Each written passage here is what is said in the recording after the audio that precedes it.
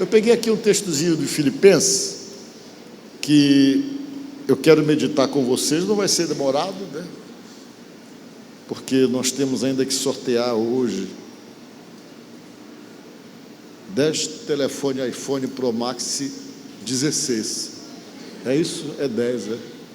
Vocês vão se surpreender como é que vai ser o sorteio hoje. Eu nem vou contar para vocês. Vocês vão se surpreender.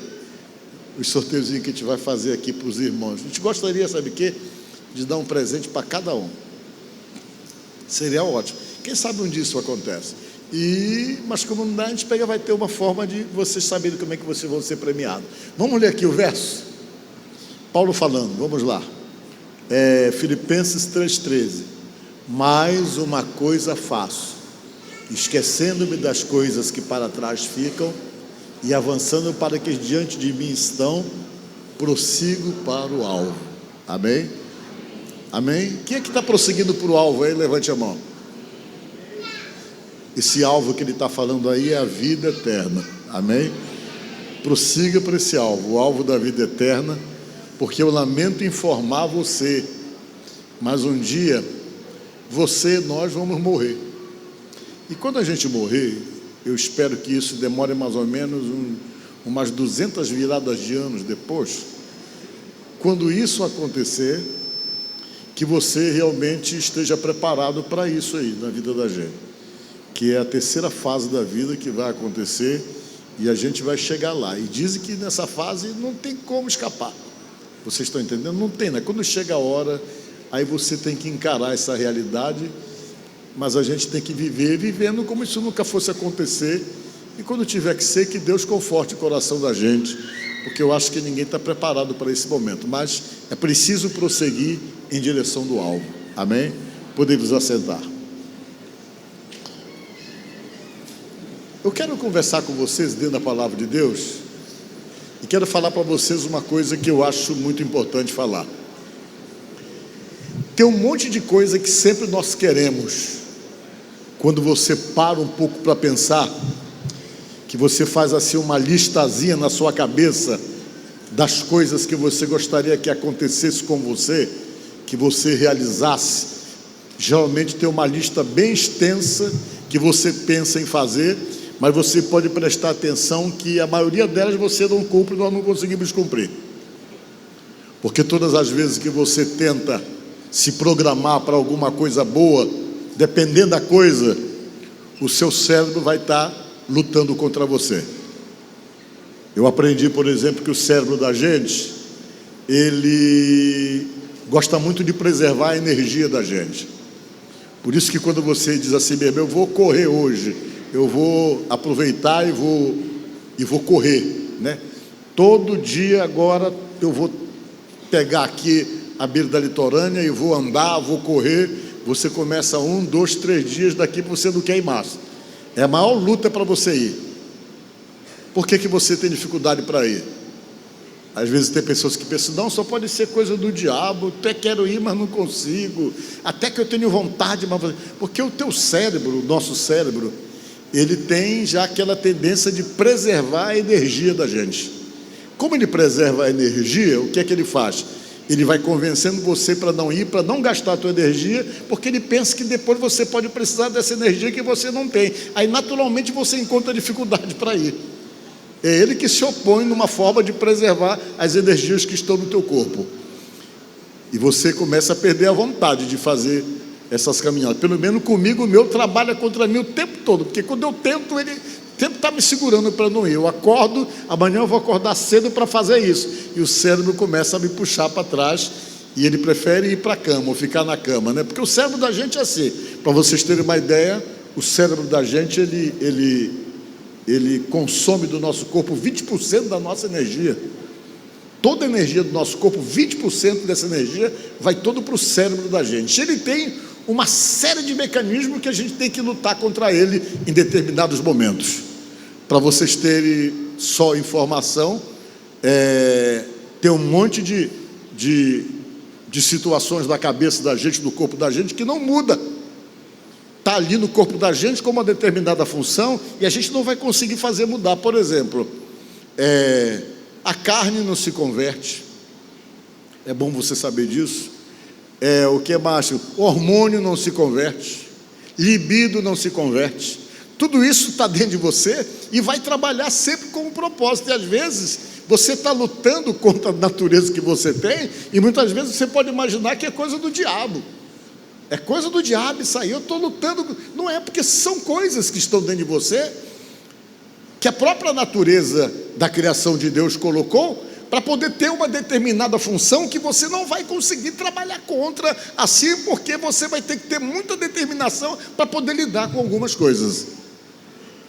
E para vocês verem como uma coisa é difícil, são as questões que machucam a gente. Às vezes a gente tem uma história de passado que é muito complicado, uma história de passado que nos marcou, que nos feriu, que nos machucou, e a gente fica altamente machucado.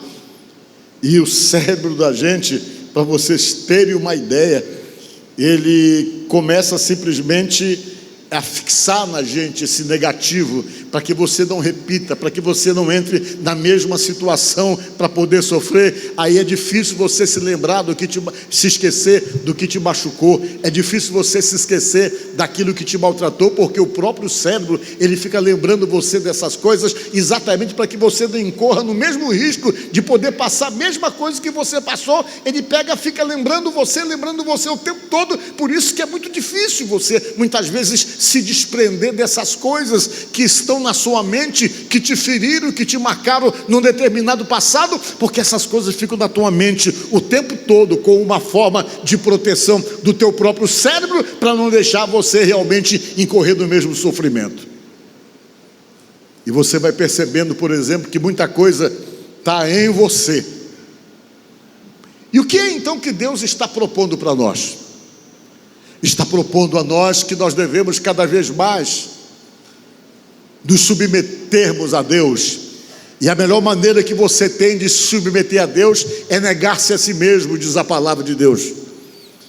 Disse o Senhor Jesus: se alguém quiser vir após mim, negue-se a si mesmo, tome a sua cruz e siga-me. Por quê? Porque seguir a Jesus, em vários momentos, vai ser necessário que você vai ter que dizer não para uma série de coisas que está na sua natureza, que está no seu próprio organismo, tentando te puxar para uma direção. E essa luta vai ser uma luta realmente pesada, porque não existe coisa mais difícil do que você dizer não para você mesmo. Você chegar a dizer: poxa, eu estou com vontade de fazer isso, mas eu não vou fazer. Aí quando você não faz isso, você simplesmente está crescendo espiritualmente, e Deus já está trabalhando em você, dando para você um fruto do Espírito e uma capacidade que é chamada de domínio próprio. Diga glória a Deus.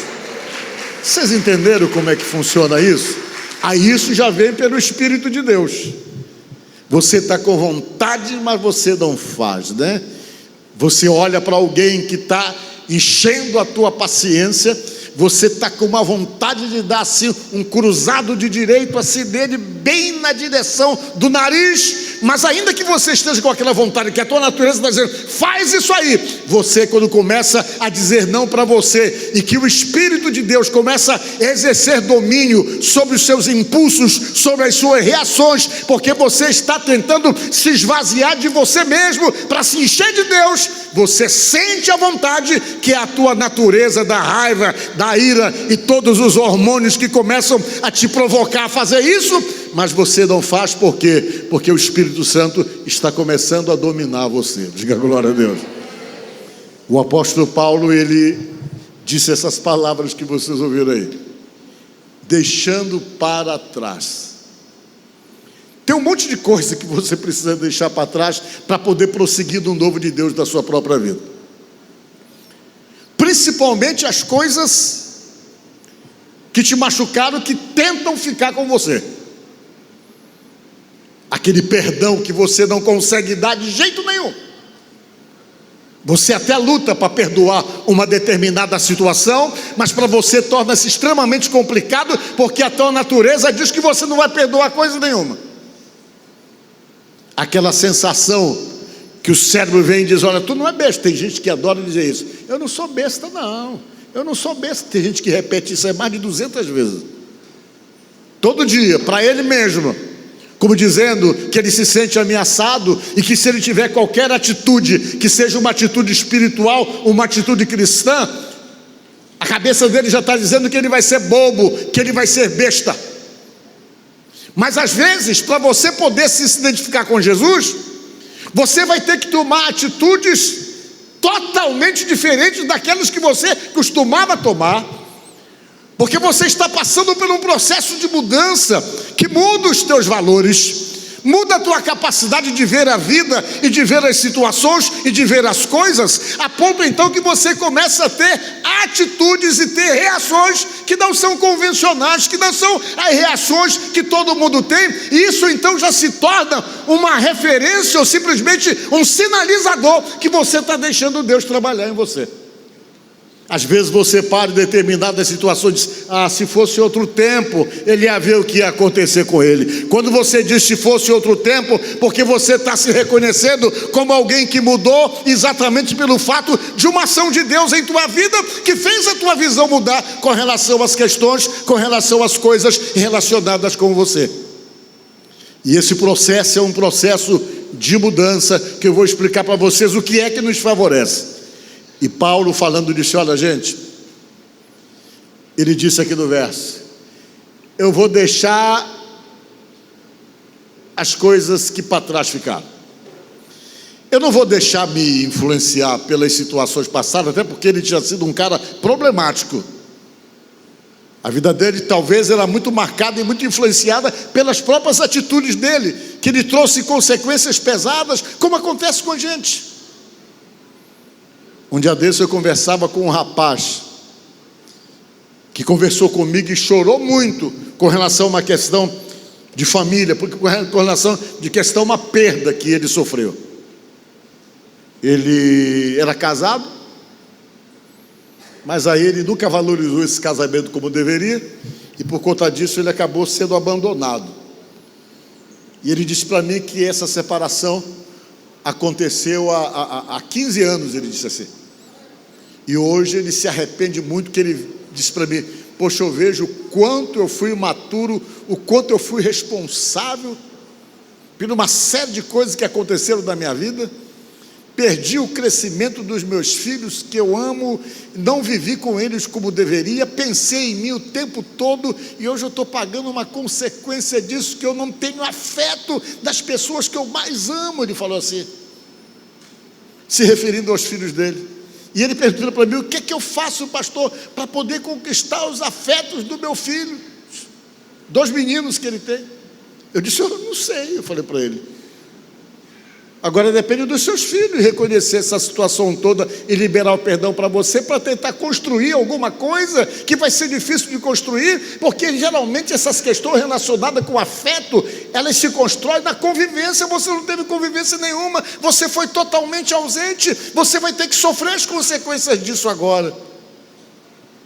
Ele começou a chorar e disse: poxa, eu tenho um menino lá que está com 17 anos, 18 anos, está tão bonito ele, eu olho ele, fico observando ele, eu acompanho ele nas redes sociais, começo a chorar de ver como eu não conviver com esse menino. Eu disse: pois é, você está sofrendo agora exatamente as atitudes impensadas. E às vezes tem coisas que você é impulsionado para fazer, que você não tem como corrigir depois. E o apóstolo Paulo, falando aqui, ele tinha muita história que de repente ele se sentia culpado, era dominado pela culpa, exatamente pelas coisas que ele fez, e essas coisas talvez de alguma forma atrapalhavam a vida dele, que ele não foi fácil. Ele foi um perseguidor da igreja, e com certeza aquilo vinha na cabeça dele como um verdadeiro fantasma, toda vez lembrando ele daquilo que ele fez, porque se construiu na cabeça dele com certeza o sentimento de culpa. E quando você está com um sentimento de culpa, é muito difícil você tocar a sua vida para frente. Há momentos que você tem que ter a consciência de que Deus perdoa quando você sofre, quando você se arrepende e quando você confessa. Mas o nosso grande problema é que às vezes nós somos perdoados por Deus, mas a gente não consegue se perdoar. E fica aquele peso, aquela carga na cabeça, tentando atrapalhar a vida da gente e não deixando você prosseguir. E com certeza isso estava de alguma forma limitando a cabeça desse homem de Deus. Mas ele chegou à conclusão de uma coisa: que ele tinha que deixar para trás determinadas coisas que estavam presentes ali e que o próprio cérebro dele trabalhava para poder limitá-lo, para procurar viver o novo de Deus, que às vezes é isso que a gente está precisando, se dar a oportunidade para viver esse novo de Deus. Mas como é que eu vou viver esse novo de Deus, pastor? Como é que eu vou pegar agora a minha vida, nessas alturas e nesse momento, tentar dar uma virada, tentar realmente me conduzir de uma maneira com a qual eu não me afete tanto, ou que eu não esteja afetado, que eu não esteja preso ou limitado por qualquer situação? Aí você vai ter que fazer o que o próprio Paulo falou. Vamos ver o próximo verso, só para vocês verem. Digam comigo: e não vos conformeis a este mundo, mas transformai-vos pela renovação da vossa mente, para que experimenteis qual seja a boa, agradável e perfeita vontade de Deus. Transformação da mente da gente. Mente é vontade. Como é que eu vou lidar com isso? Como é que eu vou trabalhar com isso? Como é que essa transformação vai realmente se configurar na minha cabeça e no meu cérebro, que tenta me comandar, exatamente fundamentado num monte dessas questões que eu falei para vocês? O cérebro trabalha para guardar energia, o cérebro trabalha para tentar fazer você lembrar de coisas que ele acha que pode ser uma ameaça para você, trabalha de várias formas. Como é que eu vou fazer então para poder me permitir essa mudança de visão da vida? Aí é que entra a história de Jesus na vida da gente. Aí que entra o poder do Espírito Santo na vida de uma pessoa que tem uma força extraordinária para poder trabalhar contra determinados vícios do próprio cérebro, ou determinados hormônios que tentam te levar em determinadas direções, mas que vai trabalhar para tentar te dar uma nova visão das coisas.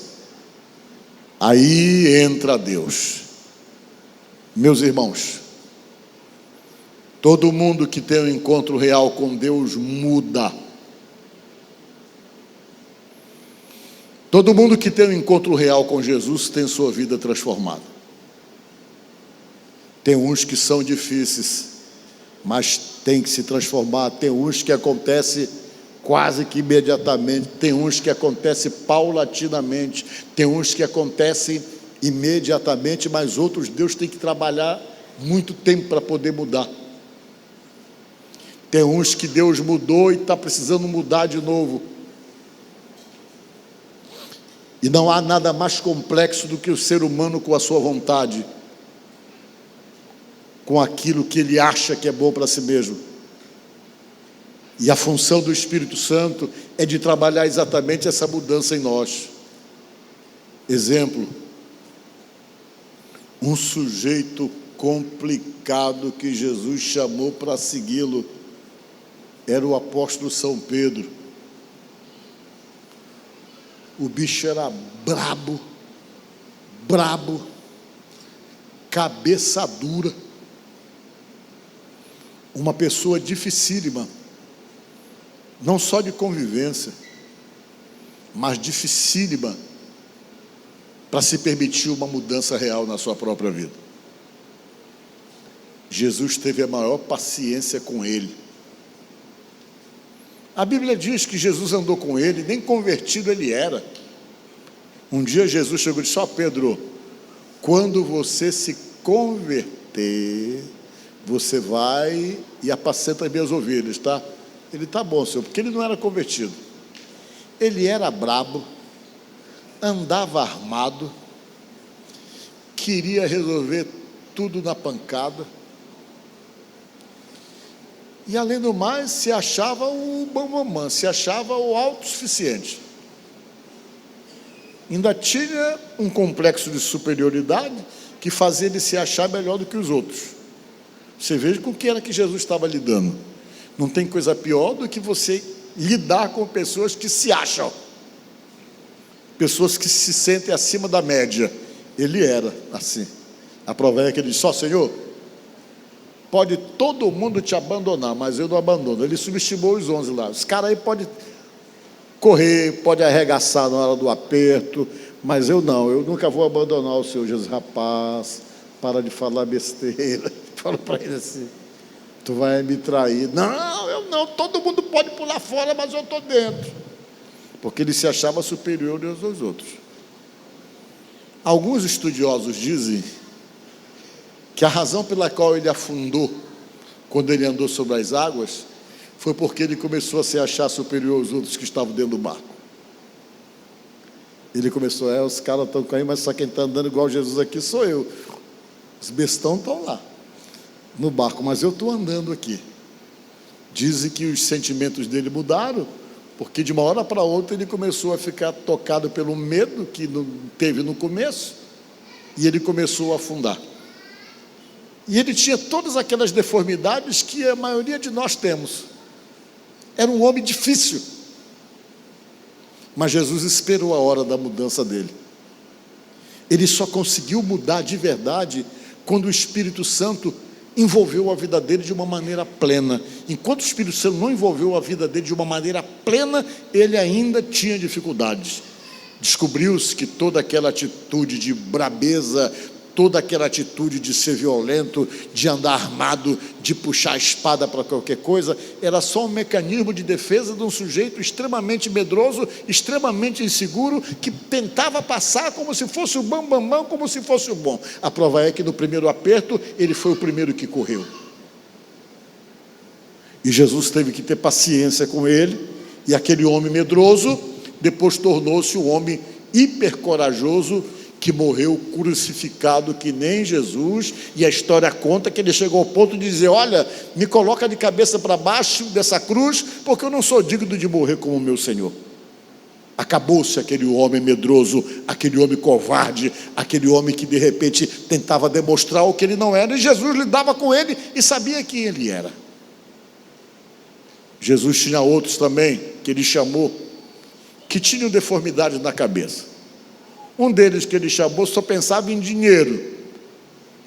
Aliás, ele chamou 2 que só pensavam em dinheiro, que era dominado pelo dinheiro. Foi o Mateus e o Judas Iscariotes. O problema deles era a grana. Só pensavam em dinheiro os 2. Jesus não conseguiu com o Judas Iscariotes, porque o dinheiro acabou com a vida dele. Ele não pensava em outra coisa. E Jesus tinha outros 2 que eram chamados de filhos do trovão. Os filhos os Boanerges. Eram uns camaradas explosivos, diz que brabo, impaciente, agressivo, que queriam tudo resolver as coisas na força e no fogo. Um dia Jesus chegou em Samaria, e quando Jesus precisava se hospedar em um determinado lugar, e o pessoal estava negando a hospedagem para Jesus, porque Jesus era judeu, e os samaritanos tinham problema com os judeus. Os 2 vieram: e aí, Senhor, olha, os caras estão proibindo aí, eles não querem dar lugar para o senhor dormir, não. Eles são dono aí dessas hospedagens e falaram que não vão permitir que o senhor se hospede aqui. Bora resolver logo isso, Jesus. Jesus vai resolver como? Vamos mandar logo vir 2 anjos do céu e queimar esses cabras tudinho, queima um por um. Os 2 falaram isso. A gente queima todo mundo aqui que está criando problema. Jesus: rapaz, que espírito é o que está em você? Jesus falou: eu já não sei mais o que é que está agindo na vida de vocês. Jesus falou. E esses homens também mudaram de vida e se converteram. Então, o que eu quero dizer para vocês, que o que vai mudar a sua visão, que vai mudar a sua mente para 2025, é exatamente o Espírito Santo.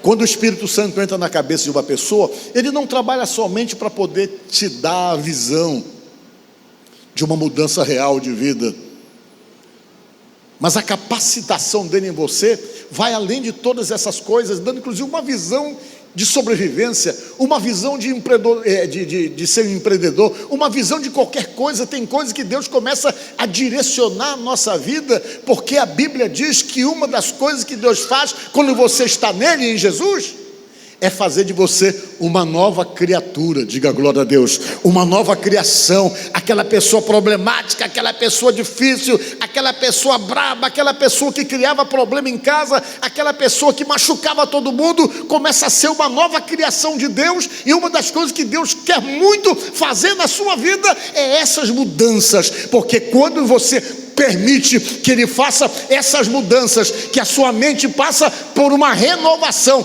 tire essas coisas velhas que estão aí simplesmente entulhando a tua mente, simplesmente determinando a tua vontade, e você se permite esse novo de Deus, que essa transformação vem. Juntamente com isso vem o direcionamento de Deus, a bênção de Deus e o seu direcionamento, não somente para a vida espiritual sua, mas para todas as decisões que você vai precisar tomar nessa vida. Ele vai estar com você para te dar o direcionamento certo. Vocês estão entendendo, irmão? Então vejam bem, nesta noite tudo pode continuar do mesmo jeito que está. Amanhã é um novo dia, é 2025, e tudo pode continuar do mesmo jeito, e a gente não quer que continue do mesmo jeito. Tanto a gente não quer que isso continue do mesmo jeito, que nós vamos te dar uma pulseirinha dessa aqui, ó, para você se lembrar o ano inteiro. Sabe o que está escrito na pulseira? Convém que ele cresça e que eu diminua. Diga glória a Deus. Está aqui. O ano todinho, quando você quiser fazer coisas que sejam coisas relacionadas com você, com as tuas deformidades, que você olhe para você e diga: meu Deus, eu tenho que recuar, porque é Deus que tem que crescer em mim e eu tenho que diminuir. Diga glória a Deus. E você vai vendo isso o ano todinho, para pegar o hábito de quê? De estar submetido a Deus em todas as coisas. Muitas decisões que você tomaria e que talvez vai precisar tomar, e poderia ser as mesmas decisões iguais, você vai recuar, porque você vai se lembrar que você tem que diminuir e que Deus tem que crescer dentro de você. E se Deus crescer dentro de você, você melhora como pai, melhora como marido, melhora como patrão, melhora como funcionário, melhora como esposa, melhora como amigo. Quando Deus começa a crescer dentro da vida de uma pessoa, essas mudanças são inevitáveis.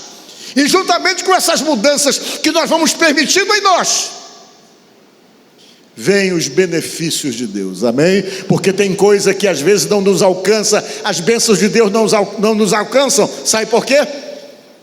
Porque tem coisa que está precisando mudar na gente, tem coisa que a gente está precisando diminuir, para Deus poder crescer na gente. E quando a gente permite exatamente esse agir de Deus, a ponto dele crescer em nós, juntamente com o crescimento dele na nossa vida, no nosso coração, nas nossas ações, nas nossas atitudes, isso aí provoca resultados de bênçãos, de milagres e do sobrenatural de Deus agindo em nossas vidas, para poder fazer de todos nós pessoas melhores e mais abençoadas.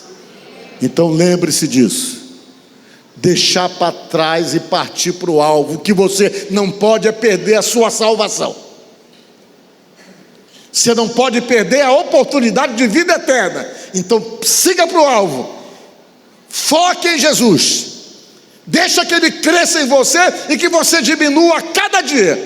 Que essa decisão e essa escolha de deixar Ele crescer em você e de você diminuir, vão trazer junto outras bênçãos que são necessárias para a sua vida. Diga glória a Deus. Portanto, que Deus abençoe para você, e que 2025 seja um ano extraordinário de mudança, de crescimento de Deus na tua vida, e que você diminua cada vez mais, que você cada vez mais, na natureza que você tem, esteja simplesmente ofuscado pela presença do Espírito de Deus e do poder de Deus na sua vida, fazendo de você uma pessoa melhor, porque se você se permitir isso, junto com isso, vem muita bênção de Deus nesse ano que está chegando. Amém? Que Deus abençoe você. Amém.